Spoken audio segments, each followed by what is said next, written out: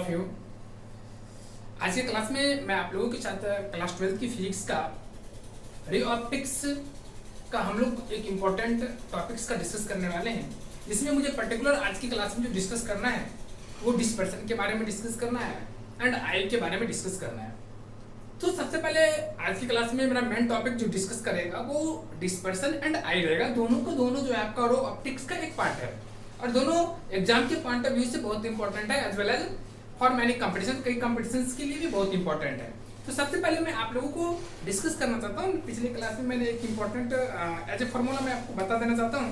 एक टॉपिक छोटा सा था, उसको मैंने छोड़ दिया था, फिर मैं डिस्पर्सन की तरफ चलूंगा। वो था आप लोगों का इफेक्टिव, या इसको हम लोग कह सकते हैं equivalent power of lens when, हम लोग दो लेंस के बारे में ही डिस्कस करते हैं। व्हेन बोथ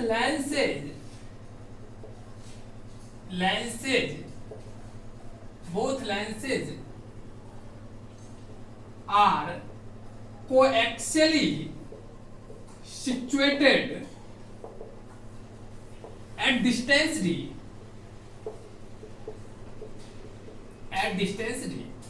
तो इसका मतलब ये हुआ कि अगर दो लेंस, जैसा कि हम लोगों ने आप लोग को पिछले क्लास में जो डिस्कस किया था, हमने उसमें डिस्कस किए थे पावर ऑफ लेंस के बारे में, और पावर ऑफ लेंस के बाद उसके बाद हमने कॉम्बिनेशन ऑफ लेंसेज के जो इफेक्टिव या इक्विवेलेंट पावर ऑफ लेंस आते थे उसका हम लोगों ने कंक्लूजन निकाला था।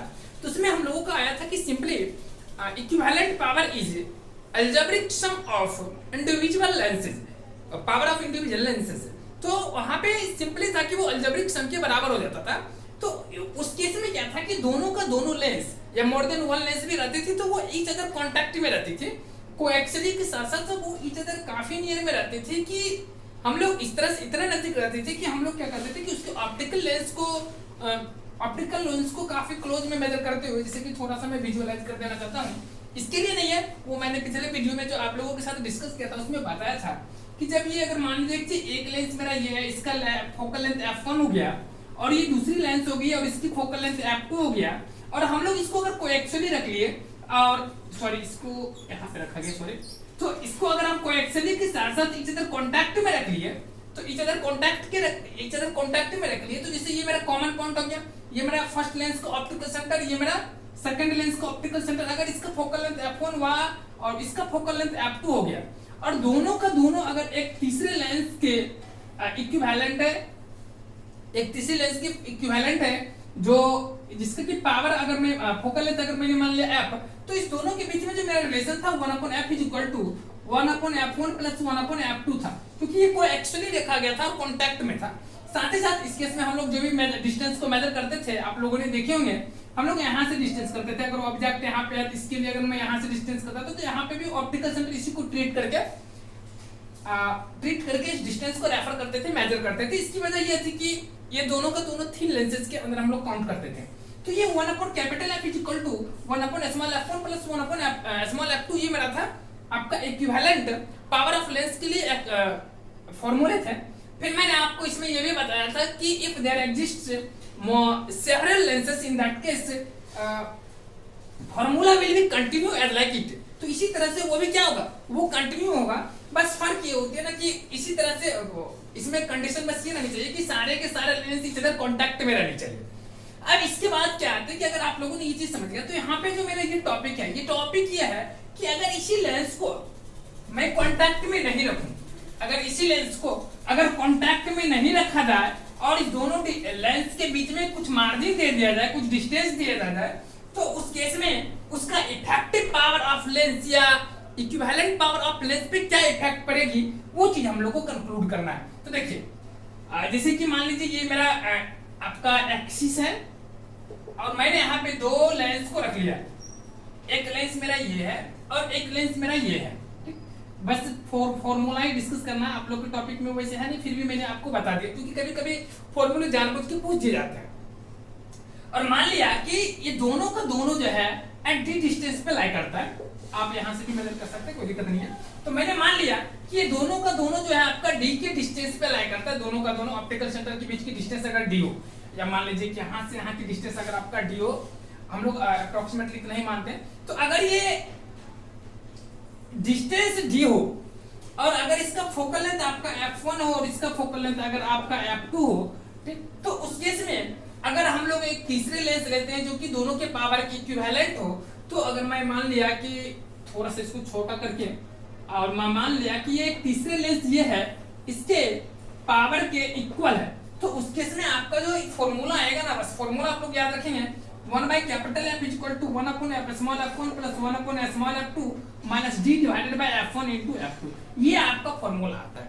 इस तरह से इसका इफेक्ट पड़ते है, तो इसका आप लोग याद रखेंगे कि अगर दो लेंसेज इस तरह से सिचुएटेड हो कि दोनों के बीच का डिस्टेंस अगर आपका d रखा हो और पहले लेंस का फोकल लेंथ f1 और दूसरे लेंस का फोकल लेंथ f2 हो, then equivalent power of lens will be then reciprocal of power then reciprocal of equivalent power of lens will be 1 upon f1 plus 1 upon f2 minus d upon f1 into f2, ये आपका formula हो गया। तो इसलिए आप लोग इस चीज को याद रखेंगे, कभी कभी एग्जामिनेशन में जानबूझ के पूछा जाता था। अब जब मान लीजिए कि अगर दोनों को हम कोएक्सियली रखे और इच अदर कांटेक्ट में रखे, तो कांटेक्ट में रखेंगे तो ये डिस्टेंस क्या आ जाएगी, कांटेक्ट का मतलब ये यहाँ पे आ जाएगी। इस केस में क्या होगी कि ये डिस्टेंस आपका जीरो हो जाएगी। अगर ये डिस्टेंस जीरो हो जाती है, यहाँ से हम लोग मेजर करते हैं, ठीक, इस डिस्टेंस को याद रखेंगे, दोनों के बीच का डिस्टेंस, अगर इसको ए और इसको बी माने तो इस ए और बी के बीच का डिस्टेंस है। तो ये अगर डिस्टेंस आपका डी जीरो हो जाए, क्योंकि जब कांटेक्ट में आ जाएगी तो ये डिस्टेंस जीरो हो जाएगी। अगर डी हो जाए, डी जीरो हो जाएगी, तो ऑटोमेटिकली क्या होगी कि ये जो एक्सपेंशन है, ये टर्म जो है, इस एक्सपेंशन में जो टर्म है डी इक्वल टू जीरो अगर पुट कर देंगे तो फाइनली ये होल टर्म का वैल्यू जीरो हो जाएगी। तो उस केस में ये क्या करेंगे, इसको इस एक्सपेंशन में रखने और ना रखने से कोई फायदा नहीं होगी। इसलिए हम लोग क्या करते हैं, इसको जब कोएक्सियली रखते हैं या कांटेक्ट में रखते हो, कोएक्सियली कांटेक्ट में रखते हैं, तो उस केस में हम लोग इस टर्म को लिखते ही नहीं है। तो आप लोग याद रखेंगे कि अगर दोनों लेंस के बीच में कोई मार्जिन हो, डी यूनिट का मार्जिन हो, तो उस केस में 1 upon कैपिटल F जो कि आपका power of lens 1 upon F that represents power of lens of equivalent power lens of equivalent lens, बोलिए पावर ऑफ लेंस या इक्विवेलेंट पावर ऑफ लेंस बोलिए। तो इक्विवेलेंट पावर ऑफ लेंस जो होती है वो आपका 1 upon f1 plus 1 upon f2 minus d upon f1 into f2 के बराबर हो जाती है। चलिए यही थोड़ा सा लिखाना था, आप लोग याद रखेंगे, कभी कभी एग्जाम में जानबूझ के फॉर्मूले टाइप का इस तरह से पूछ देते हैं। अगर यही डिस्टेंस आपका जीरो हो जाए तो फिर सिंपली आप लोग लिख देंगे। अब जो है, अगर आप लोग यहां तक समझ गए, तो अब हम लोग का नेक्स्ट टॉपिक है कि डिस्पर्सन के बारे में डिटेल से स्टडी करना। देखिए डिस्पर्सन काफी इंटरेस्टिंग टॉपिक है, ठीक। फर्स्ट टाइम इसका जो कंसेप्चुअली डिस्कशन किया गया था, वो हमारे बहुत ही फेमस साइंटिस्ट हैं न्यूटन ने इसके बारे में काफी डिटेल से जानकारी हम लोगों को दिए थे। देखिए तो यहाँ पे हम लोग को डिस्पर्सन के बारे में डिस्कस करना है कि डिस्पर्सन होती क्या है। मुझे लगता है कि आप लोग इस टर्म से फैमिलियर भी होंगे, क्योंकि ये क्लास 10th में भी आप लोग पढ़ेंगे कि डिस्पर्सन का मतलब क्या होता है। तो सिंपली हम लोग वहां पे पढ़ लेते हैं कि स्प्लिटिंग ऑफ लाइट या splitting of white light is known as dispersion. इसका सिंपल डेफिनेशन नॉर्मली यही पढ़ते हैं, बट आज की क्लास में जो हम लोग को डिस्कशन करना है, थोड़ा सा कंसेप्चुअली डिस्कस करना है, डिटेल में डिस्कस करना है कि what do you mean by dispersion of white light. White light का डिस्पर्सन का मतलब समझते क्या हो, तो क्या होता है इसका मीनिंग, ठीक। एक्चुअल मीनिंग हम लोग समझेंगे और मैथमेटिकली थोड़ा हम लोग समझने की कोशिश करेंगे कि मैथमेटिकली समझने से क्या होता है कि उसके आप डीप नॉलेज को समझ पाएंगे कि रियल में डिस्पर्सन होती क्या। चलिए तो सबसे पहले हम आप लोगों को इसका डिस्कशन करने से पहले थोड़ा सा एक प्रिज्म लेते हैं। देखिएगा, देखिए इसका एक एक्सपेरिमेंट न्यूटन जी ने किए थे। उन्होंने क्या किया कि एक प्रिज्म ले लिए, मान लिया कि मेरा एबीसी प्रिज्म है, और उन्होंने क्या किया कि एक व्हाइट लाइट को इस प्रिज्म से पास करा दिया। इस एक व्हाइट लाइट को एक इस प्रिज्म से पास करा दिया। जब इस व्हाइट लाइट को इस प्रिज्म से पास कराए, तो उस केस में हुआ क्या कि ये व्हाइट लाइट, सबसे पहले वहां पे एक क्वेश्चन अराइज हुआ कि जब ये व्हाइट लाइट प्रिज्म से पास करती थी, तो ये व्हाइट लाइट जब प्रिज्म के अंदर पास की, तो इसमें डेविएशन इन डिफरेंट वेज हुआ। देखिए सबसे पहले व्हाइट लाइट जो होती है, जो हम लोग सनलाइट को भी मान सकते हैं, ये एक लाइट नहीं है, ठीक, ये जो है कंपोजिशन ऑफ डिफरेंट या डिफरेंट लाइट्स है, इसमें कई लाइट्स जो है इन्वॉल्व है। ठीक, तो कई लाइट्स इन्वॉल्व है और हर लाइट का जो होती है वेवलेंथ जो होती है वो अलग अलग होती है। ठीक, तो अलग अलग होती है तो डेफिनेटली रूप से उसकी जो स्पीड होगी वो भी अलग अलग होगी। अगर उसकी स्पीड आपकी अलग अलग होती है, अगर स्पीड उसकी अलग अलग होगी तो उस केस में उसकी रिफ्रैक्टिव इंडेक्स अलग होगी। अगर रिफ्रैक्टिव इंडेक्स अलग होगी तो डेफिनेटली रूप से जब ये प्रिज्म से इंटर करेगी, जब ये प्रिज्म में पास करेगी प्रिज्म से होकर के, तो डेविएशन जो होगी वो डिफरेंट डिफरेंट एंगल से होगी। और यही जो डेविएशन ऑफ लाइट है ना, इसी को हम लोग स्पेक्ट्रम के मतलब क्या, यहाँ पे जो यहाँ पे जो लाइट क्या हुआ, डिफरेंट डिफरेंट अपने कंपोनेंट कलर्स में जो रिजॉल्व हो गया, ये जो आपका फेनोमेना इसको हम लोग डिस्पर्शन के नाम से जानते हैं। बट इसका मेन रीजन क्या है, आप लोग यहाँ पे टर्म में समझ चुके हैं कि यहाँ पे मेन वजह है रिफ्रैक्टिव इंडेक्स में चेंज होना। अब रिफ्रैक्टिव इंडेक्स में चेंज क्यों हो रही है, तो ड्यू टू वेवलेंथ, क्योंकि जैसे ही वेवलेंथ में चेंज हुई, वेवलेंथ में चेंज होगी तो है, जैसे ही वेवलेंथ में अगर चेंजिंग होती है, क्योंकि हम लोग जानते हैं कि व्हाइट लाइट जो होता है कि वो कई कलर्स के कंपोजिशन से, उसका मैं एक्सप्लेनेशन आप लोग को फिर आगे की क्लास में इसी में दूंगा। इस टॉपिक को खत्म करते हैं, जस्ट इसी क्लास में दूंगा आज की क्लास में। तो व्हाइट लाइट जो होती है वो डिफरेंट कलर्स के कंपोजिशन होते हैं और उसकी वेवलेंथ जो होती है वो अलग अलग होती है। जब अगर वेवलेंथ अलग अलग होती है तो डेफिनेटली रूप से वो अलग अलग मीडियम में अलग अलग वेलोसिटी से ट्रेवल करेंगे। अब उसकी बात तो अलग है, लेकिन सबसे पहली बात, एक सिंगल मीडियम में भी वो जो व्हाइट लाइट है उसके जो कंपोनेंट वाले कलर हैं वो अलग अलग स्पीड से ट्रेवल करेंगे एक पर्टिकुलर मीडियम में, और उस मीडियम में जब अलग अलग वेलोसिटी से ट्रेवल करेंगे तो डेफिनेटली रूप से उसका अलग अलग डेविएशन होगा। इन दैट केस डेफिनेटली रूप से उसका जो रिफ्रैक्टिव इंडेक्स होगा वो अलग अलग होगा। तो रिफ्रैक्टिव इंडेक्स किसकी वजह से, वेवलेंथ की वजह से जो चेंज होती है वही आपका यहाँ पे एक्चुअल डेफिनेशन देता है डिस्पर्शन का। बट हम लोग वो फेनोमेना को डिफाइन कर देते हैं कि डिस्पर्शन जो होती है simply splitting of light, splitting of white light into its component colours. But ये एग्जैक्ट डेफिनेशन है, ये चलेगी बच्चे की क्लास, नीचे की क्लास में हम लोग को चलेंगे। बट 11th 12th में हम लोग इस तरह के डेफिनेशन पढ़ते तो फिर मैथमेटिकल नॉलेज का फायदा नहीं है। तो आप लोग इस बात को समझ कर रखेंगे। अभी मैं इसको डिटेल में आप लोग को लिखूंगा, आप लोग लिख लेंगे। पहले तो सबसे पहले इसका मैं चाहता हूँ कि डिस्कस कर लूँ, उसके बाद फिर मैं अपना लिखाते चलूंगा और बोलते भी चलूंगा और समझाते भी चलूंगा। सबसे पहले मैं आपको चाहता हूँ कि उसका जो रियल कंसेप्ट है वो आपको मैं बता दूं। चलिए, तो इसका मतलब क्या हुआ कि डिस्पर्सन जो वो क्या है, वो एक हम लोग ऐसे नॉर्मल लिख लेंगे, वो भी डेफिनेशन लिख लेंगे बच्चे वाला भी। जब एग्जाम में मान लीजिए कि वो डेफिनेशन जो मैं आपको बता रहा हूँ आपके दिमाग में नहीं है या भूल में है तो उसके समय आप लिख लीजिए वही डेफिनेशन। मार्क्स कटने वाली नहीं है, बट फिर भी एक पॉइंट, नॉलेज के पॉइंट ऑफ व्यू से आप लोगों के लिए मोस्ट इंपॉर्टेंट वो टर्म है, वो आपको काफी ज्यादा एनालाइज करेगी डिस्पर्सन का कंसेप्ट तो नॉलेज मिलने में। तो देखिए, तो सबसे पहले मैंने क्या बताया, एक बार फिर से मैं आपको डिस्पर्सन को एक्सप्लेन कर दूं कि dispersion is nothing just like एक इवेंट है, एक फेनोमेना है जिसमें क्या होता है कि व्हाइट लाइट जब किसी प्रिज्म से पास करते हैं तो ड्यू टू तो रिफ्रैक्टिव इंडेक्स जो होते हैं उसके कंपोनेंट कलर जो होते हैं, व्हाइट लाइट के कंपोनेंट कलर होते हैं, उसके refractive index due to its wavelength, due to its different measure of wavelength of component colours, तो उसके जो कंपोनेंट कलर होते हैं उसके डिफरेंट कंपोनेंट कलर के वेवलेंथ का मेजर डिफरेंट होने की वजह से उसके रिफ्रैक्टिव इंडेक्स में चेंज हो जाती है, जिसके वजह से वो क्या होती है कि वो अलग अलग तरीके से डेविएट होती है, एक अलग अलग एंगल से डेविएट होती है। ये जो लाइट रे का डिफरेंट वे से डेविएशन होना है, स्प्लिटिंग होना है, वही आपका डिस्पर्सन के नाम से जाना जाता है। अब ये क्या है कि इसी डिस्पर्सन को हम एक, अगर मान लीजिए कि यहाँ पे हम एक लाइन ले लेते हैं, वर्टिकल लाइन लेते हैं और उसको हम लोग उस पर ऑब्टेन कर लेते हैं, तो ये आपका स्पेक्ट्रम के नाम से हम लोग उसको बोलते हैं। कि मतलब एक लाइन पे हम लोग उसको ऑब्टेन कर लेते हैं, ठीक, उसको हम लोग एक तरह से बोल सकते हैं, पर्दा भी बोल सकते हैं, उसमें हम लोग ऑब्टेन कर लेते हैं, तो उसको हम लोग क्या बोलते हैं, स्पेक्ट्रम ऑफ डिस्पर्सन बोल सकते हैं, या डिस्पर्सन से रिलेटेड जो आपका स्पेक्ट्रम है वो। तो आप लोग अगर यहाँ तक समझ गए तो थोड़ा सा मैं आप इसको लिख लेता हूँ, फिर मैं आप लोगों को डिटेल में बताऊंगा। तो देखिए, एक बार तो पहले आप लोग लिख ले कि इंपॉर्टेंट, उसके बाद देखिए व्हाइट लाइट हम लोग मेनली बता देते हैं कि 7 कलर्स से मिलकर के बना हुआ है।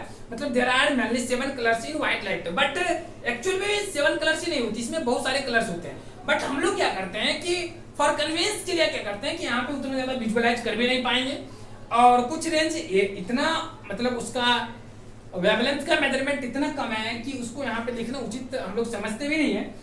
इसलिए हम लोग जो मेनली रूप से 7 कलर्स हैं जो हम लोग को ज्यादा विजुअलाइज करती है, जो हम लोग को लिए यहाँ पर ज्यादा इंपॉर्टेंट है, उसी को आप लोग जैसा कि पिछले क्लास में पढ़े भी होंगे कि हमारा जो होता है ये लाइट जो एक इलेक्ट्रोमैग्नेटिक वेव से, अब आपका जो वेव जो होता है वो आपका गामा रे से हम लोग शुरू करते हैं, रेडियो वेव तक हम लोग यहाँ पर आ जाते हैं। तो ये जो आपका वेव है इसी के बीच का एक आपका वेव जो है वो आपका इलेक्ट्रोमैग्नेटिक वेव, जिसको हम लोग लाइट बोलते हैं। ये जो लाइट है ये एक वेव है जो आपका विजुअल रेंज में आ जाती है। यही आपका है एक आपको यही आपका एक वेव है जिसको आप देख सकते हैं। तो इसीलिए हम लोग यहाँ पे लाइट को देख भी पाते नहीं, तो बहुत सारे ऐसे वेव से जिसको आप नहीं देख सकते हैं। आपका लाइट ही एक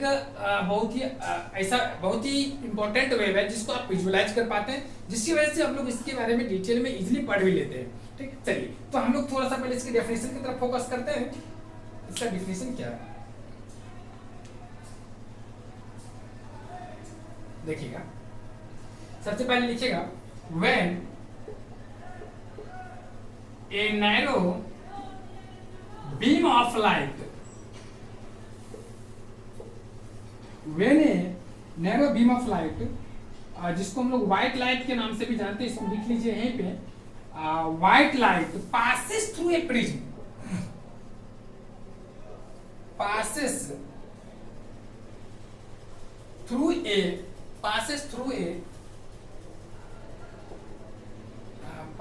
through a prism. When a narrow beam of light, white light जिसको बोलते हैं, passes through a prism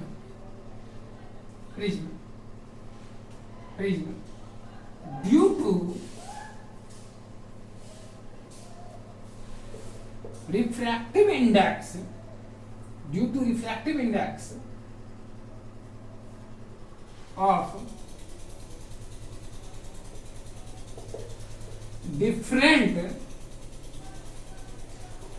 अच्छा इसको इस तरह से लिख लीजिए, अच्छा ऐसे लिखिए। तो when a narrow beam of light passes through a prism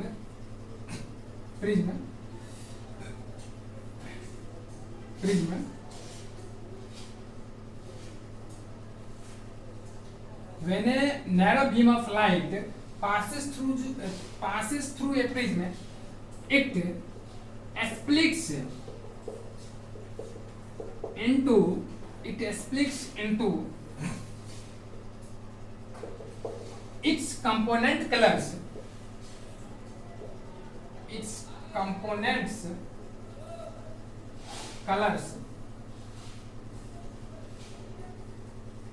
with respect to refractive index refractive index को शो करता है, with respect to refractive index due to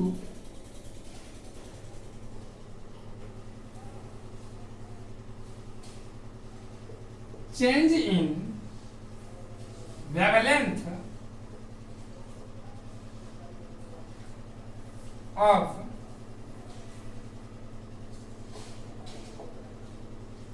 different component colors.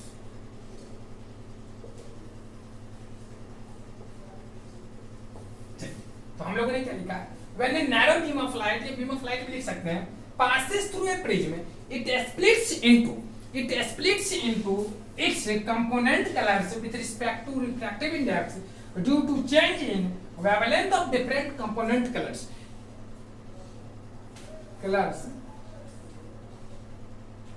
This event, नीचे आप लोग को दिख रही है, यहाँ पे नहीं दिखेगी, यहाँ लिख लीजिएगा, this event is called this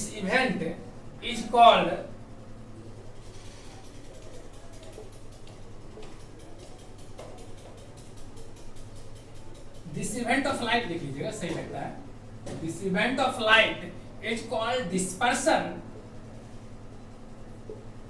of light। अब देखिए तो यहाँ पे क्या है कि ये जो इवेंट है, देखिए एकदम एग्जैक्ट डेफिनेशन मैंने दोनों को एक साथ इंक्लूड कर दिया ताकि आप दोनों को समझ सके।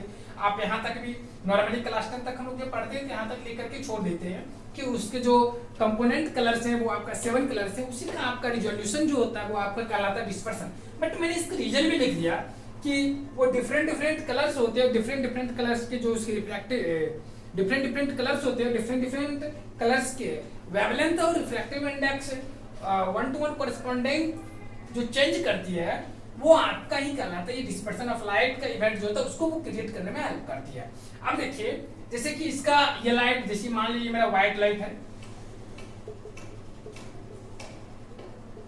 जब ये इस मीडियम में एंटर करती है तो इसका एक्चुअल पथ इधर जा रही है, ये आपका एक्चुअल पथ है,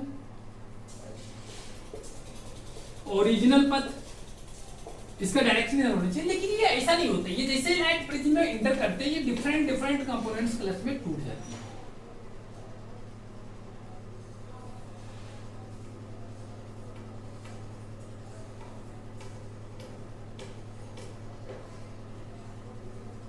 ये डिफरेंट कंपोनेंट कलर्स में रिजॉल्व हो जाते हैं और ये जो डिफरेंट कलर में रिजॉल्व होते हैं तो ये आपका कंपोनेंट, इसके आपको मैंने बता दिया पहले कि व्हाइट लाइट में बहुत सारे कलर्स इन्वॉल्व होते हैं, बट यहाँ पे हम लोग को ओनली जो इंपॉर्टेंट कलर है उसी को हम लोग यहाँ पे विजुअलाइज कर रहे हैं। तो यहाँ पे जो सबसे ज्यादा एक ऊपर के रेंज में लेते हैं तो सबसे ज्यादा जो आपका वेवलेंथ होता है वो आपका रेड कलर का होता है।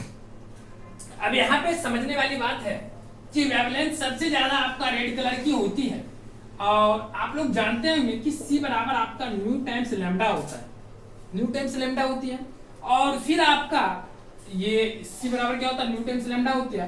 तो आप और उसके बाद जो ये वो आपका वॉयलेट कलर होती है, इसको आप लोग लिख लीजिए रेड वॉयलेट विव जियो। देखिए ये आपका बी के बाद आपका आई लिखे, आई का मतलब इंडिगो कलर होता है, बी का मतलब ब्लू होता है, जी का मतलब ग्रीन होता है, विव जियो। ये आपका वाई होता है, वाई का मतलब येलो होता है, ओ का मतलब ऑरेंज होता है, आर का मतलब रेड होता है।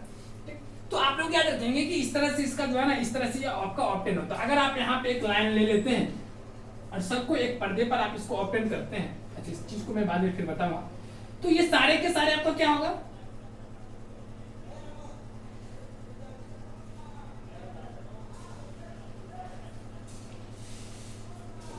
इस तरह से ये आपका जो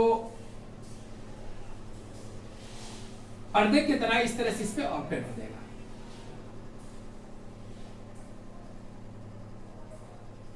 हम लोग रफ स्केचिंग ले रहे हैं तो इतना एग्जैक्ट तो बनेगा नहीं, लेकिन फिर भी हम लोग कोशिश करते हैं कि आप लोग को ज्यादा से ज्यादा आप लोग विजुअलाइज कर दें। चलिए ये आपका डिस्पर्सन ऑफ लाइट हो गया। तो यहाँ पे लिखेंगे, इसको आप लोग लिख लिए, थोड़ा सा हम लोग इसको मिटा लेते हैं, आपको आगे बताते हैं, इसको मिटा लेते हैं। डिस्पर्सन का डेफिनेशन आप लोगों को मैंने बता दिया। अब है इसमें क्या चाहिए वो देखिएगा। अब जो है आपका लिखेगा तो यहां पे अब लिखिएगा during dispersion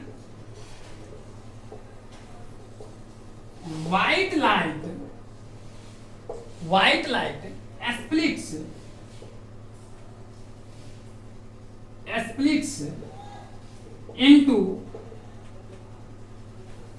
splits into violet, indigo, blue, green, yellow, orange and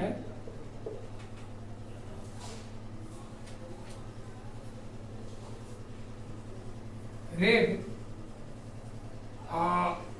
during dispersion आप लोग ध्यान देखेंगे, during dispersion white light mainly splits, यहाँ पे मेनली लिख लीजिए सही रहेगा, splits into 7 colours as violet, indigo, blue, green, yellow, orange and red, ये हो गया। ये आपका 7 कलर से दैट इज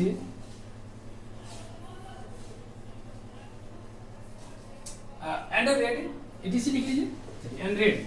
अब इसके बाद है इट इज कॉमनली also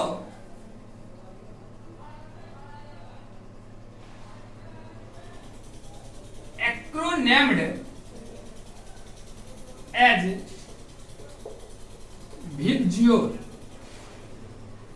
तो इसको हम लोग क्या करते हैं कि कभी कभी इसको एक्रोनिम का मतलब होता है कि इसको शॉर्ट में लिखना सिंबल के फॉर्म में।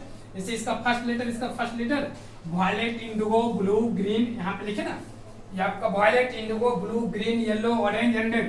तो यहाँ पे वायलेट से बी आए, इंडिगो से आई, ब्लू से बी, ग्रीन से जी, येलो से वाई, ऑरेंज से ओ और रेड से आर लेकर के एक दूसरे को हमने क्या किया, एक ऑर्डर में यहाँ पे लिख दिया, जिसको हम लोग VIBGYOR से पढ़ते हैं। तो ये आपका VIBGYOR कहलाया।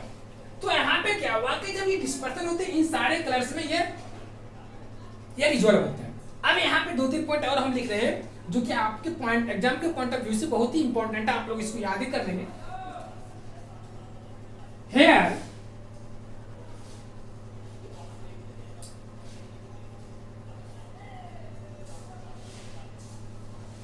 red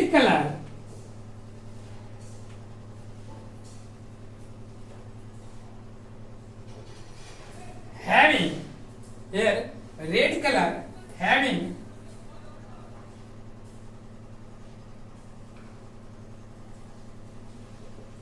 maximum wavelength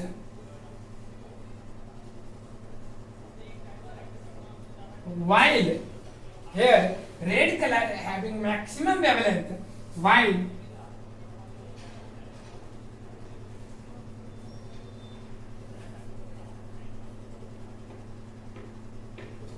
minimum in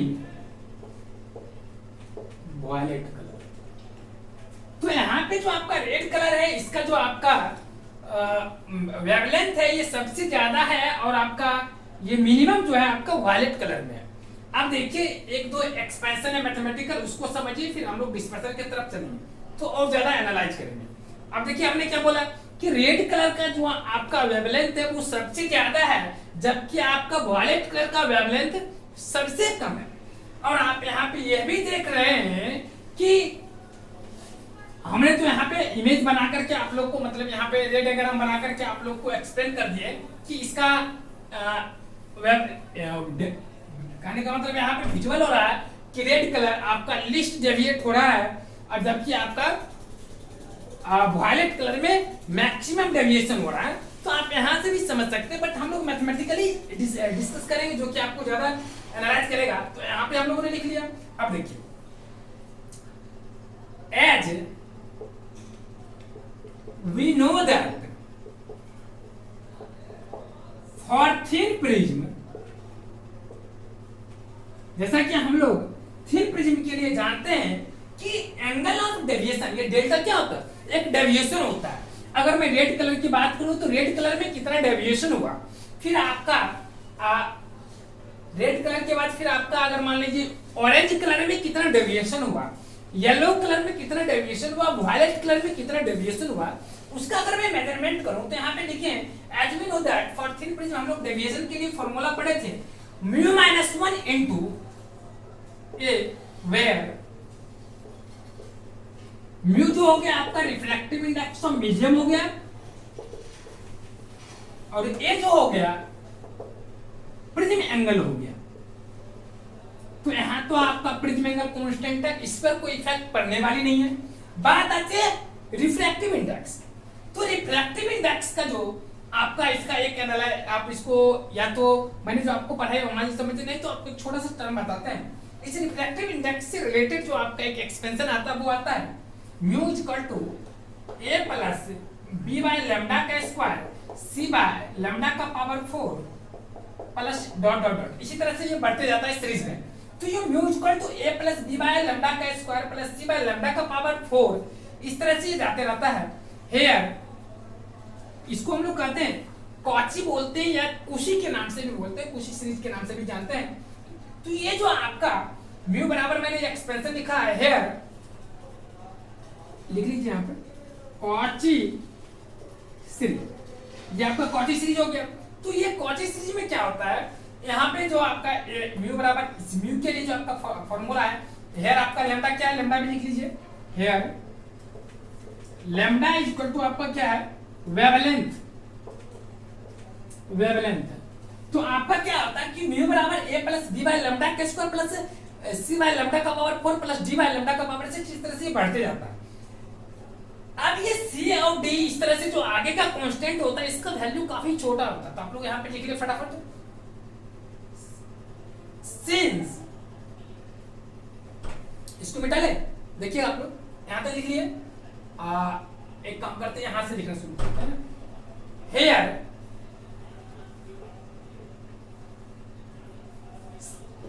B, here c d, इधर आप डी भी लिख सकते हैं, डी अपॉन लैम्डा का power 6, here c d having, या c d, c and d इसी तरह से लिख लीजिए, आर सो स्मॉल, सो हम लोग डायरेक्ट म्यू बराबर लिख सकते हैं a plus b by lambda का स्क्वायर। क्योंकि आपका एक तो आप जैसा कि यहाँ पे देख रहे हैं कि अगर C और D ये दोनों काफी छोटा है, ऊपर से आप लैम्डा का पावर 4 एक वेवलेंथ है उसका खुद वो नैनोमीटर की रेंज में चले जाता है, उसको आप पावर 4 पावर 6 कर देंगे तो ऑटोमेटिकली ये इतना छोटा हो जाएगा कि उसको रखने से कोई फायदा नहीं, आप वो करीब करीब 0 के रेंज में चले जाता है। तो इसलिए हमने क्या किया कि यहाँ की सारे टर्म्स को इग्नोर कर दिए। अब देखिए ये हो गया, तो एक एक्सपेंशन हमने यहाँ पे लिखा इक्वेशन फर्स्ट, एक एक्सपेंशन यहाँ पे लिखा equation second, and we also know that c बराबर न्यू टाइम्स लैम्डा, ये आपका न्यू है जो आपको फ्रीक्वेंसी को शो करता है, और ये लैम्डा जो होता है ये आपका शो किसका करता है, वेवलेंथ को शो करता है। तो यहाँ पे लिख देंगे ये where nu is equal to, याद रखिएगा यहाँ पर ए और बी भी कांस्टेंट ही है, here nu is equal to frequency, मुझे लगता है आप लोग को मालूम भी होगा, ये आपका भी नहीं है, ये न्यू है, याद रखिएगा न्यू, इसको हम लोग इस तरह से लिखते हैं न्यू, और ये आपका लैम्डा तो आप लोग जानते ही हैं, और ये सी जो है वेलोसिटी ऑफ लाइट है।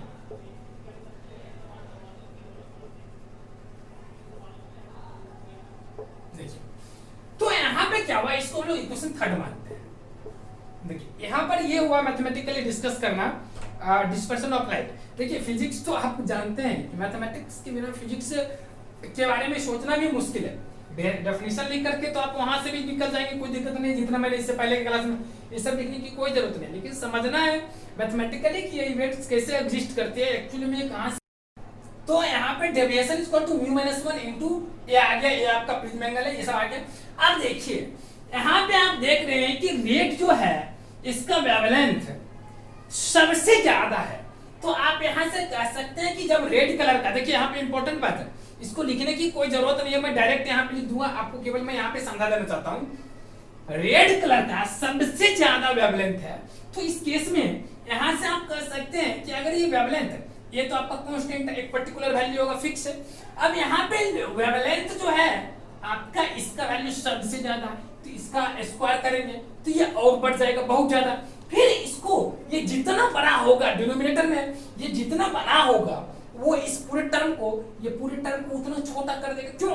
क्योंकि बी में ये लैम्डा का वैल्यू काफी ज्यादा है, तो अगर ये लैम्डा काफी ज्यादा होगा तो उसका स्क्वायर और बड़ा हो जाएगा, और उस केस में बी में है आपका जो कोई फिक्स है उसमें अगर इससे डिवाइड करेंगे तो ऑटोमेटिकली ये क्या होगा, मिनिमाइज हो जाएगा, छोटे से छोटा चला जाएगा। तो इस केस में ए में एक छोटा सा वैल्यू जुड़ा, एक छोटा सा वैल्यू बढ़ा तो एक पर्टिकुलर वैल्यू मिलेगा। आप दिमाग में रेंज बना ले, या अपने दिमाग में रेंज बना ले कि कोई खास वैल्यू मुझे मिलेगी। अब देखिए ये व्हाइट कलर जिसकी वेवलेंथ सबसे कम है, अगर इसकी वेवलेंथ, मैं पर्टिकुलर ये डिफरेंट कलर्स का डिस्कशन नहीं करना चाहता हूं, डायरेक्ट अपर टू लोअर में करता हूं, तो आपका ये सबसे कम इसका है, अपर मोस्ट और लोअर मोस्ट हम लोग देखते हैं, तो आपका वायलेट कलर का सबसे कम जो है आपका वेवलेंथ है। तो इस केस में आप अगर इस एक्सपेंशन में चलेंगे तो यहाँ पे ये सबसे कम होगा, अगर इसका वैल्यू सबसे कम होगा तो इसकी, तो यहाँ पे कहना क्या है कि जैसे कि हम लोग जानते हैं सिंस रेड कलर कलर का जो आपका वेवलेंथ है, since wavelength of red colour is greater than the wavelength of violet colour, so we can say that lambda 1 is greater than lambda 2। अगर lambda 1 is greater than lambda 2 है, तो अगर मैं so from equation first, अगर मैं equation first से चलूं तो सॉरी इक्वेशन फर्स्ट में बोल रहा हूं, इक्वेशन सेकंड, अगर मैं इक्वेशन सेकंड से चलूं तो यहाँ पे क्या बोलोगे कि इसका जो रिफ्रैक्टिव इंडेक्स है, इसका रिफ्रैक्टिव इंडेक्स वो तो अलग ही होगा। साथ ही साथ आप यहाँ पे बोलेंगे कि म्यू1 जो है आपका क्या होगा, ये a plus b upon lambda 1 का स्क्वायर प्लस म्यू2 जो होगा a plus b upon lambda 2 का होल स्क्वायर होगा। तो इस केस में फाइनली अगर आप म्यू1 और म्यू2 का डिस्कस करेंगे, ठीक, तो यहाँ पे क्या होगा कि मैंने क्या बोला, ध्यान से सुनिए आप लोग, कि ये लैम्डा 1 जो है लैम्डा 2 से बड़ा है। तो मैंने आपको बताया कि जैसे लैम्डा 1 अगर लैम्डा 1 एक लार्ज वैल्यू है लैम्डा 2 से, अगर लार्ज वैल्यू है लैम्डा 1, तो इस केस में क्या होगा कि इस एक्सपेंशन में रखने पे इस बी अपॉन लैम्डा 1 स्क्वायर और मिनिमाइज हो जाएगी, ज्यादा से ज्यादा छोटी हो जाएगी। और ये a से क्या होगा, a में मान लीजिए कि आपका 0.5 आ गया, और अगर ये 0.5 आ जाता है तो आप a प्लस 0.5 कहेंगे तो a 0.05 हो जाएगा। और अगर मान लीजिए लैम्डा 2 आपका 0. ये आपका लैम्डा 2 सॉरी अब ये क्या है कि a पॉइंट 0.5 गया। अब लैम्डा 2 जो है आपका, ये आपका लिस्ट वैल्यू है, इससे छोटा होगा, तो छोटा होगा तो ये जो आपका मिनिमाइज होगा इसके रिस्पेक्ट में बड़ा होगा। मतलब क्योंकि यहाँ पे डिनोमिनेटर में अगर आपका छोटा टर्म रहेगा तो ऑटोमेटिकली ये पहले के रिस्पेक्ट में छोटा है, तो ऑटोमेटिकली ये पहले के रिस्पेक्ट में बड़ा हो जाएगा क्योंकि इनवर्स में है। अब ये बड़ा हो जाएगा तो इससे मान लीजिए कि बड़ा होगा तो 0.6 आएगा, तो a पॉइंट 0. तो कुल मिलाकर के आप कह सकते हैं कि अगर ये आपका lambda 1 is greater than lambda 2 है, in that case definitely mu two is greater than mu one हो जाएगा। थोड़ा आप लोग समझ लेंगे, मैथमेटिकली चीज है। तो यहाँ पे क्या होगा कि ये जो म्यू2 जो आ गया है आपका म्यू1 से बड़ा हो जाएगा, ठीक। अगर आपका म्यू2 म्यू1 से बड़ा हो जाएगा, कि इस दोनों का जो कॉम्बिनेशन है ना, यही तो इवेंट क्रिएट करती है डिस्पर्सन का, यही इवेंट करती है किसका, यही जो आपका इवेंट है यही तो क्रिएट करती है डिस्पर्सन का। तो आप लोग यहाँ से समझ सकते हैं कि आपका जो अगर आप रिफ्रैक्टिव इंडेक्स को चेंज वेवलेंथ को अगर चेंज करते हैं तो उसका रिफ्रैक्टिव इंडेक्स ऑटोमेटिकली चेंज हो जाता है। और ये जो आपका इवेंट होता है, ये जो आपका इवेंट होता है, इसी को हम लोग डिस्पर्सन के नाम से जानते हैं। तो चलिए हम लोग यहाँ तक में समझिए। अब देखिए, अब थोड़ा सा और मैं डिटेल करना चाहता हूँ। अब अगर mu two is greater than mu one हो गया तो डेफिनेटली रूप से mu two minus 1 is also greater than mu one minus 1। अब यहाँ पे हम लोग जानते हैं फ्रॉम इक्वेशन फर्स्ट, जो कि मैंने मिटा दिया है, यहाँ से लिखिएगा, from equation first we know that angle of deviation is equal to mu minus 1 into A, where A is the prism angle. अगर आपका ए प्रिज्म एंगल है और म्यू माइनस 1 एक कांस्टेंट वैल्यू है, और अगर आप मान लीजिए कि अगर आप यही डेल अगर मान लीजिए कि आप आर के लिए निकालेंगे तो डेफिनेटली क्या होगा कि डेल आर का जो भी वैल्यू होगा, ठीक, और आपका एक डेल भी आता है, तो ऑटोमेटिक है कि ये आपका जो है ये म्यू2 माइनस 1 जो है आपका बड़ा है और म्यू1 माइनस 1 क्या है, छोटा। तो आप यहाँ से बोल सकते हैं कि अगर आप इसमें एक कांस्टेंट मल्टीप्लाई कर देंगे और ये आपका पॉजिटिव नंबर है, तो आप कह सकते हैं mu two minus 1 into a is always greater than mu one minus 1 into a. अब ये चीज समझ गए तो यहाँ से आप क्या कह सकते हैं, इसके बाद आप इस लाइन को समझ सकते हैं कि ये जो आपका है ये क्या है, ये जो फ्रॉम इक्वेशन फर्स्ट, इससे आप यहां से क्या बोल सकते हैं, एंड इस लाइन से मतलब ये आपका डेविएशन वाले फॉर्मूला, और ये जो मैंने नीचे में लिखा है इसको 4 मान लीजिए एंड 4। तो इक्वेशन फर्स्ट और इक्वेशन 4 से आप क्या बोल सकते हैं कि ये जो आपका डेविएशन किसका फॉर्मूला है, ये डेविएशन का फॉर्मूला। और ये क्या कौन सा कलर का है, वायलेट कलर का। तो डेविएशन जो होगी वो क्या होगी, रेड कलर से ज्यादा होगी। तो मैथमेटिकली अगर आप समझते तो थोड़ा ज्यादा इंटरेस्ट आएगी, भले थोड़ा सा आपका क्रिटिकल लगेगी, बट बहुत ही इंटरेस्टिंग फैक्ट होती है जब मैथमेटिकली आप किसी भी पॉइंट को स्टडी करते हैं, खास करके फिजिक्स में। मैथमेटिकली डिस्कस करने जो है आपका, अगर मैथमेटिकली आप इसको स्टडी करते हैं तो आपको मैथमेटिक्स ही फिजिक्स को डीपली नॉलेज देने में हेल्प करेगी। अदरवाइज आपका फिजिक्स तो, अगर मैं तो बार बार बताता हूँ कि अगर फिजिक्स में से अगर आप मैथमेटिक्स को रिमूव कर दे, एक्सक्लूड कर देते हैं, तो फिजिक्स आपका एक लिटरेचर, इंग्लिश लिटरेचर की तरह बन जाती है। तो इसलिए मैं बार बार फोकस करता हूँ कि मैथमेटिक्स अगर फिजिक्स अगर सीखना चाहते हैं तो मैथमेटिक्स जरूर पढ़े, मैथमेटिक्स का डीपली नॉलेज ले, क्योंकि अगर मैथमेटिक्स का डीपली नॉलेज आप लोगों के साथ नहीं रहेगा तो यहाँ पे आपको काफी प्रॉब्लम क्रिएट होगी। चलिए, हो सकती है कि कभी कभार ऐसा होता है कि डीपली नॉलेज लेने के चक्कर में आपको थोड़ा सा आगे की क्लास की मैथमेटिक्स की कभी जरूरत पड़ जाती है पीछे की क्लास में, तो उसके लिए आपको पढ़ना पड़ेगा।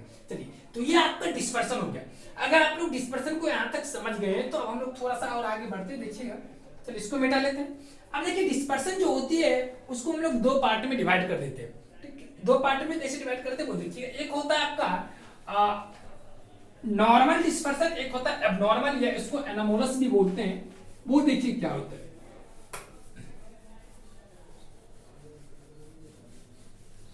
नॉर्मल डिस्पर्सन क्या होता है कि जैसे कि आपको मैंने बताया था, यहां पे ग्राफिकली शो कर देता हूं थोड़ा सा।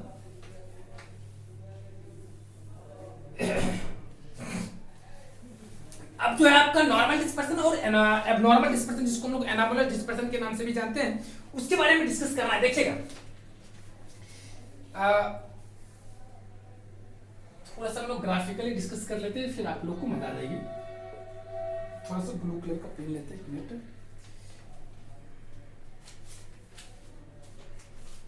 देखिए, ये जो आपकी होती है वो एक्स एक्सिस मैंने मान लिया, ये आपका एक्स डैश हो गया, ये आपका वाई, ये आपका वाई डैश हो गया। तो होता क्या है कि ये आपका इस एक्स एक्सिस पे मैंने मान लिया कि वेवलेंथ को रिप्रेजेंट किया, और वाई एक्सिस पे हम यहाँ पे फ्रीक्वेंसी को रिप्रेजेंट करते हैं। अब यहाँ पे क्या है कि जैसे जैसे हम लोग वेवलेंथ को इंक्रीज करेंगे, तो यहाँ पे आप लोग देख सकते हैं कि जैसा कि हम लोग पीछे के क्लास में, पीछे के टॉपिक में देखे थे इक्वेशन में, कि एज वी इंक्रीज द, एक मिनट रुक जाइए, ब्लू पेन नहीं चल रही है। As we increase the wavelength of,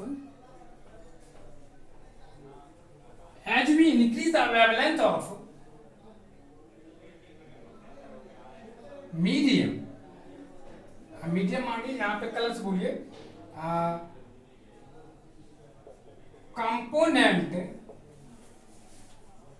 components of colours, component colours of white light, as we increase the wavelength of component color of white light, refractive index decreases। तो यहाँ पे आप कह सकते हैं कि जैसे जैसे आप वेवलेंथ को यहाँ पे इंक्रीज कर रहे हैं, वैसे वैसे जो आपका हो रहा है, क्या कर रहा है, ये आपका रिफ्रैक्टिव इंडेक्स डिक्रीज कर रही है।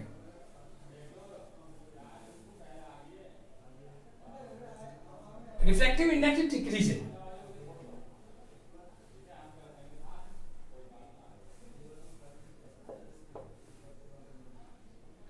If dispersion exists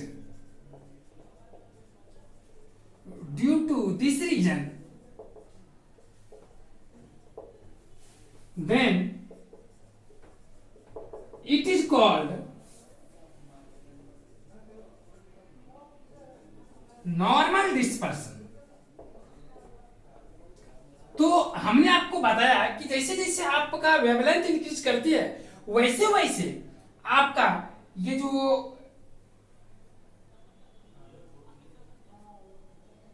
refractive index decrease करती है, और रिफ्रैक्टिव इंडेक्स डिक्रीज करती है। तो जैसे कि मान लीजिए कि हमने क्या किया कि यहाँ पे इसका जब आप ग्राफ ड्रॉ करेंगे तो आपको कुछ इस तरह से नजर आएगी, लेकिन इसमें भी एक कंडीशन है। एक पर्टिकुलर पॉइंट के बाद, एक पर्टिकुलर पॉइंट के बाद यह जो रिफ्रैक्टिव इंडेक्स है ये सडनली इंक्रीज कर जाती है, और ये जो सडनली इंक्रीज कर जाती है, इसकी वजह से जब ये जो इसके वजह से जो आपका डिस्पर्सन एग्जिस्ट करता है, इसको हम लोग बोलते हैं एनामोलस डिस्पर्सन बोलते हैं, या एबनॉर्मल डिस्पर्सन कहते हैं। तो यहां पे लिख सकते हैं, but sometimes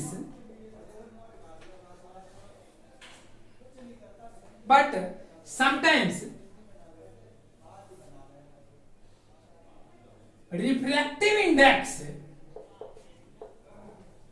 increases after a proper situation situation और पॉइंट लिख सकते हैं यहाँ पे, आफ्टर ए प्रॉपर सिचुएशन और पॉइंट। तो यहाँ पे क्या होते हैं कि जैसा कि मैंने आपको फिर से एक बार रिपीट कर देता हूँ कि इसमें बताया कि जैसे जैसे आपका वेवलेंथ इंक्रीज करेगी वैसे वैसे आपका रिफ्रैक्टिव इंडेक्स डिक्रीज करेगी। बट एक पर्टिकुलर पॉइंट के बाद, एक पर्टिकुलर ये सिचुएशन के बाद क्या होती है कि suddenly as we increase the wavelength of component colour of white light then refractive index also increases। तो यहाँ पे आप कह सकते हैं but sometimes refractive index increases after a proper situation while wavelength of component color increases। तो जैसे ही आपका wavelength of component colour increase करते हैं तो एक पर्टिकुलर सिचुएशन के बाद, एक पर्टिकुलर पॉइंट के बाद क्या होती है कि आपका रिफ्रैक्टिव इंडेक्स भी इंक्रीज कर जाती है। Due to this reason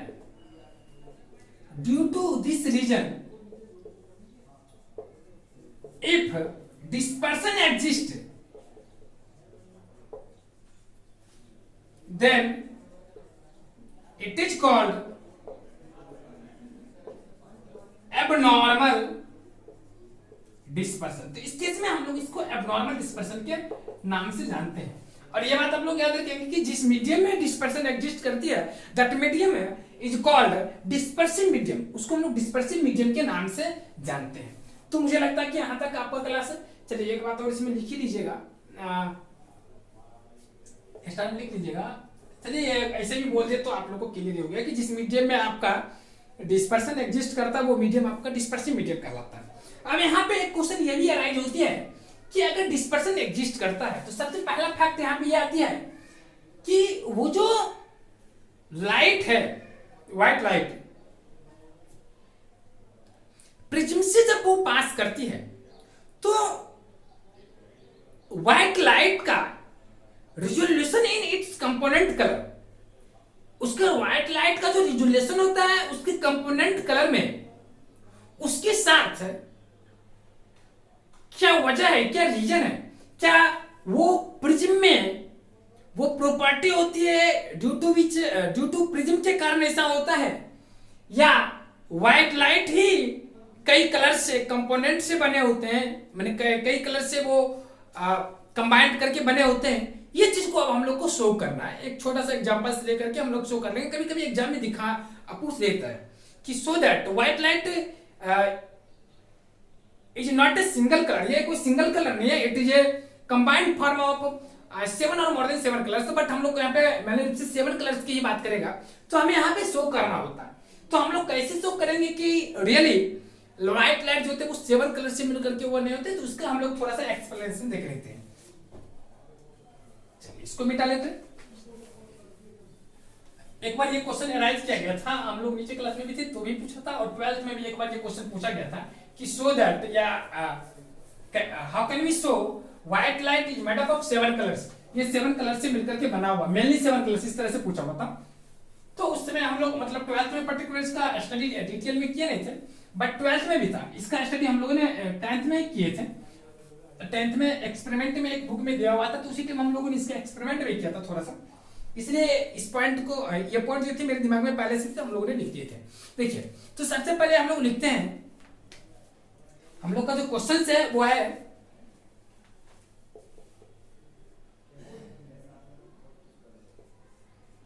does the prism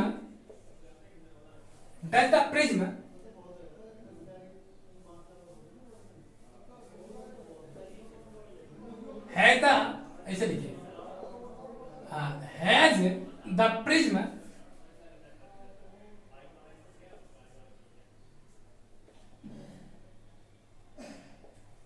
resolving power of white light or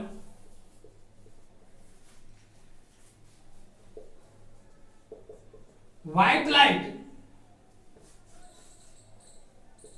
is white light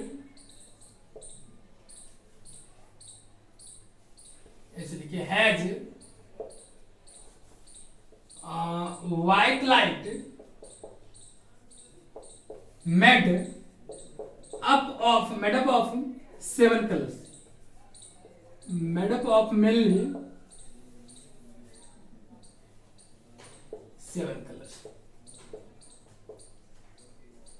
देखिए तो ये मेरा क्वेश्चन, दो क्वेश्चन है।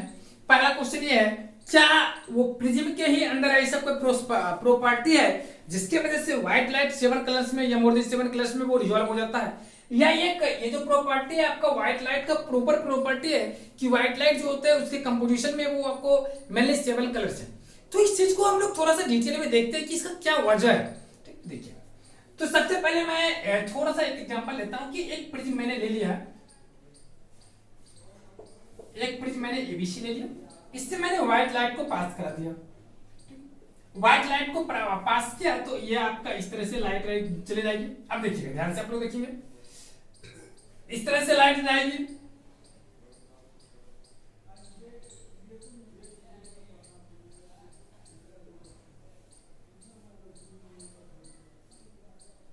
आप लोग इसको लैंग्वेज में लिख लेंगे, मैं हम केवल आपको यहाँ पे समझा देते हैं कि रियल में क्या है। यहाँ पे वॉयलेट, यहाँ पे रेड, 1 2 3 4 5 6 7, मैंने 7 कलर को ले लिया। अब देखिए हमने एक व्हाइट लाइट को क्या किया कि एक प्रिज्म में, ये न्यूटन एक्सपेरिमेंट के नाम से भी जाना जाता है, जो मैं आपको भी बता रहा हूँ। ये न्यूटन एक्सपेरिमेंट सबसे पहले उन्होंने ही एक्सपेरिमेंट किया।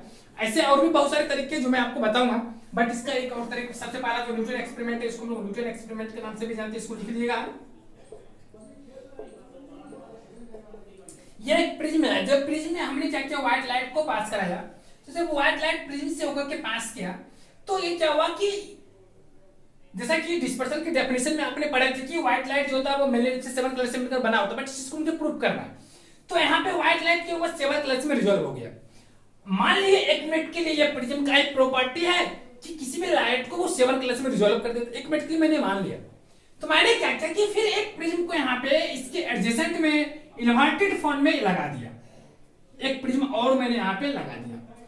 अब अगर दूसरा प्रिज्म मैंने यहाँ पे लगा दिया, दूसरा प्रिज्म लगा दिया, तो उस केस में क्या हुआ, देखिए ध्यान से देखिएगा, एक प्रिज्म से ये पास किया, फिर मैंने दूसरा प्रिज्म लगा दिया। जब ये दूसरा प्रिज्म हम लोग यहाँ पे लगा दिए तो उस केस में क्या हुआ कि सारे के सारे लाइट जो थे वो एक ही पॉइंट पे जाकर के मिलते हैं और फिर वो एक लाइट बन करके वो निकल जाते हैं। अब यहां पे ये देखिएगा ये क्या वजह है, थोड़ा सा बहुत सारी चीज एक प्रॉपर कंडीशन में रखा जाता है कि इसको एकदम बिल्कुल सेम रहना चाहिए, केवल इसको इन्वर्टेड फॉर्म इस तरह से रखेंगे कि ये इस सरफेस को कॉमन बना ले, ऐसे को ये कॉमन बना ले और इन्वर्टेड फॉर्म बना चाहिए। तो फर्स्ट टाइम में क्या क्या, ये 7 कलर्स में जब ये डिवाइड हो गया तो फिर दूसरे केस में क्या हुआ कि 7 कलर जो थे ऑल कलर्स क्या हुआ एक ही पॉइंट में मिट कर गया, और जब प्रिज्म ने दूसरे प्रिज्म से फिर पास किया तो एक मैंने यहाँ पे क्या किया, जिसको हम लोग स्पेक्ट्रम के नाम से भी जानते हैं, ठीक।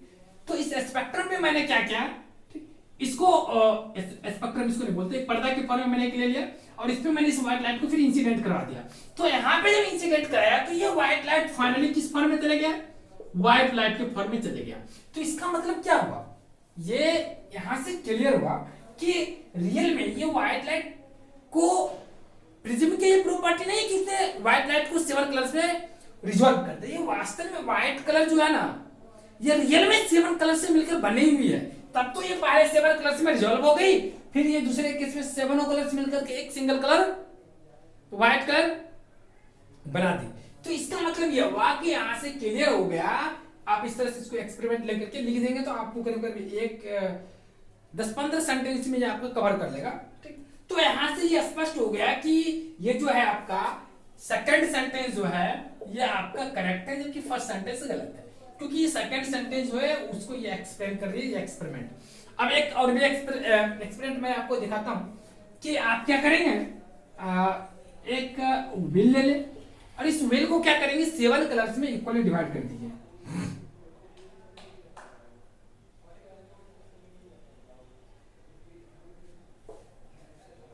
डिवाइड कर दिए। अब क्या करें, इससे 7 कलर्स में रिजॉल्व हो गया। अब इस 7 कलर्स को क्या करें, चाहे तो इसको मिला भी ले कोई दिक्कत नहीं होगी, इसको मिला लिया। अब आप लोग क्या करेंगे, ध्यान से देखेंगे, ये जो सरफेस है 1 2 3 4 5 6, 1 2 3 4 5 6, एक और पॉइंट ले लेंगे 7,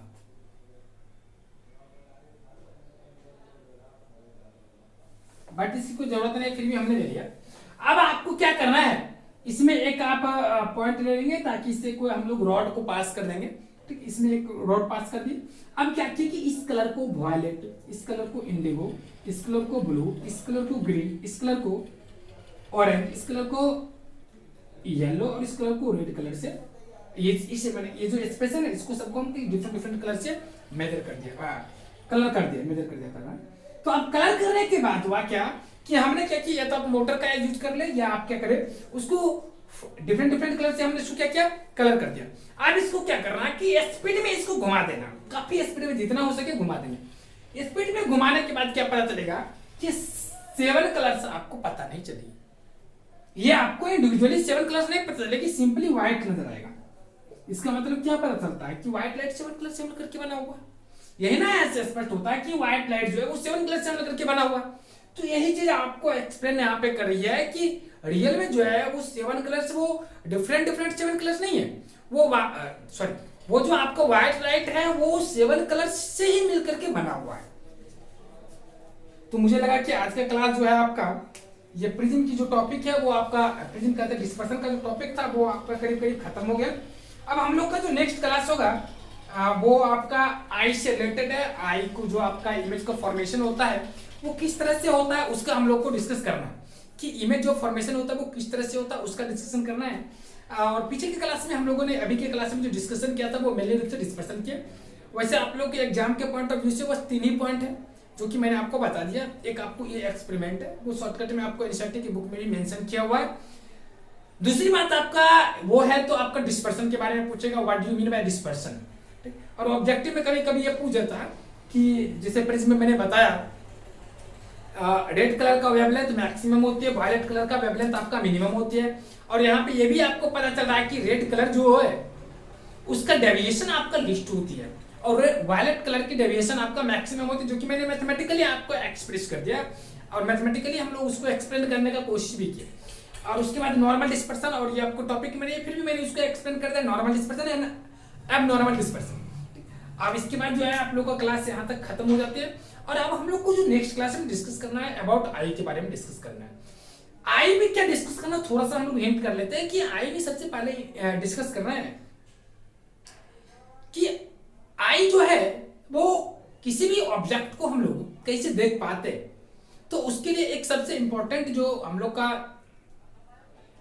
बॉडी का सबसे इंपॉर्टेंट एक पार्ट है आई, जो किसी भी ऑब्जेक्ट को देखने में हमें काफी ज्यादा हेल्प करती है। तो इसका जो मैकेनिज्म है वो क्या है, हमारे आई के अंदर जो इमेज फॉर्मेशन का प्रोसेस है वो क्या है, और साथ ही साथ हमारे आई के कौन कौन ऐसे पार्ट्स हैं जो इमेज को फॉर्म करने में हेल्प करती है, उस चीज को हम लोग को यहाँ पे प्रॉपर डिस्कस करना है। और साथ ही साथ डिफेक्ट ऑफ विजन के बारे में भी डिस्कस करना है कि डिफेक्ट ऑफ विजन क्या होती है, correctness of defect of vision का डिस्कस करना है विथ इमेज के बारे में, विथ रे डायग्राम के साथ, मतलब रे डायग्राम का भी हम लोग को वहां पे डिस्कस करना है। रे डायग्राम को फॉर्म करके उसके बाद हम लोग को वहां पे डिफेक्ट ऑफ विजन को करेक्ट करेंगे। फिर फाइनली हम लोग फिर उसके बाद का जो हम लोग का क्लास होगा वो आपका लाइट से रिलेटेड जो आपका नेचुरल इवेंट्स है उसके बारे में या नेचुरल फेनोमेना है उसके बारे में हम लोग डिस्कस करेंगे। मैथमेटिकली एंड फिजिकली दोनों देखेंगे कि रियली लाइट से रिलेटेड कोई भी इवेंट अगर एग्जिस्ट करते हैं तो उसका वजह क्या है। और हम लोग को अभी तक रे ऑप्टिक्स की पढ़ाई कर रहे हैं, फिर हम लोग का रे ऑप्टिक्स खत्म हो जाएगी और हम लोग अच्छा एक और ये इंस्ट्रूमेंट ऑप्टिकल इंस्ट्रूमेंट का भी डिस्कस करना है, जिसमें आप लोग को टेलीस्कोप और माइक्रोस्कोप के बारे में मेनली रूप से डिस्कस करना है और इसी के साथ आपका रे ऑप्टिक्स कवर हो जाएगा। तो मुश्किल से मुझे लग रहा है कि 3 से 4 क्लास और आप लोग का होगा और रे ऑप्टिक्स खत्म हो जाएगा। फिर हम लोग डिस्कस करेंगे वेव ऑप्टिक्स के बारे में, और काफी इंटरेस्टिंग टॉपिक है आपका वेव ऑप्टिक्स।